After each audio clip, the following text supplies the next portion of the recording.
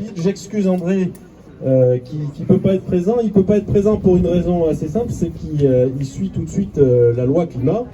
Et ça me permet de rebondir sur ce qu'ont dit certains intervenants sur cette loi qui est en cours de débat à l'Assemblée nationale et qui comporte un volet, qui était censé comporter un volet, plutôt devrais-je dire, sur la question des mobilités et du transport. Et malheureusement, il n'y a aucune disposition qui concerne le ferroviaire dans cette loi qui est censée porter notre choix de société sur les questions climatiques et de transport pour les décennies à venir.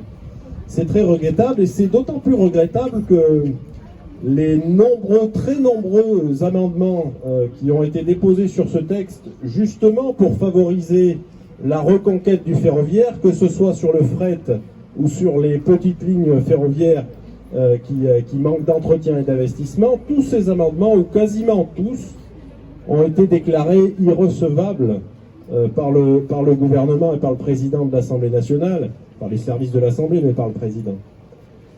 C'est très regrettable et c'est surtout un manque d'ambition et de vision pour l'avenir pour notre réseau ferroviaire.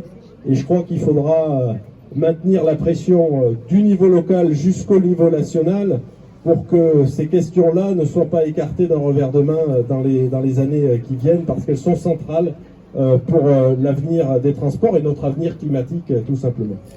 Et puis pour pas faire long, je veux rebondir aussi sur une autre intervention des usagers, c'est que moi j'écoute aussi ce que disent certains usagers de la ligne Clermont-Thiers. Il y a eu une forte mobilisation dans la Loire, hein, il faut le dire, de la part des usagers, des cheminots dans la Loire. Elle est un peu moins forte sur le versant Clermont-Thiers.